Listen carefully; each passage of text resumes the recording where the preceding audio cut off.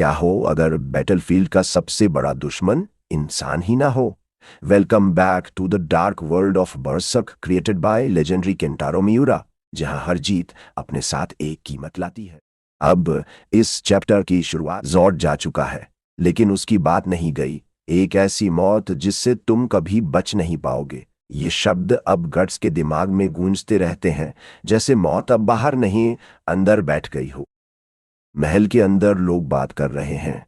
कोई कहता है राक्षस आया था, कोई कहता है ग्रिफिथ ने उसे हरा दिया।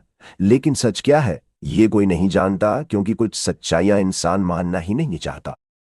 गट्स लंगड़ाते हुए चलता है। उसके जख्म सिर्फ शरीर पर नहीं है, अंदर भी हैं। और जब कुछ नवाब उसका मजाक उड़ाते हैं, वो जवाब नहीं देता, बस चुपचाप अपने सहारे से उनके पैर कुचल देता है। बैंड ऑफ द फाल्कन के बीच खड़े होकर भी गट्स अकेला है। काशका उससे बात नहीं करती। उसकी आंखों में गुस्सा है और जूरो समझाता है कि वो नफरत नहीं, डर है। लेकिन गट्स के लिए ये दूरी असली लगती है। गट्स बार बार ग्रिफिथ से मिलने की कोशिश करता है, लेकिन हर बार रोका जाता है।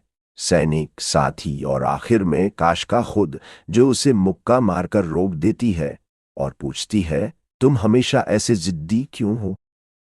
गट्स वहां से चला जाता है, हार कर नहीं, जलते हुए। उसका गुस्सा अब बाहर नहीं, अंदर है। और वो अकेले तलवार चलाता है, जैसे किसी दुश्मन को नहीं, खुद को काट रहा हो।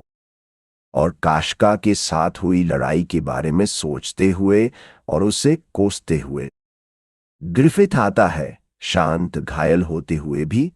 और बात होती है उन चीजों की जो समझ से बाहर हैं, भगवान, राक्षस। और जब वो पूछता है कि जॉर्ड क्यों भागा, गट्स सच बताता है, बेहेलिट की वजह से।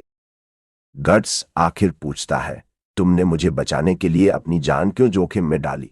और ग्रिफिथ मुस्कुराकर कहता है, क्या तुम्हें बचाने के लिए मुझे किसी वजह की जरूरत है।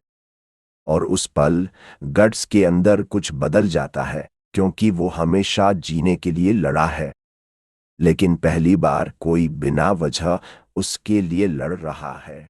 और इसी के साथ ये चैप्टर यहीं खत्म होता है, लेकिन कहानी अभी खत्म नहीं हुई है। अगर आप जानना चाहते हैं आगे क्या होता है, तो चैनल को सब्सक्राइब करें और हमारे साथ जुड़े रहें इस डार्क जर्नी ऑफ बर्सक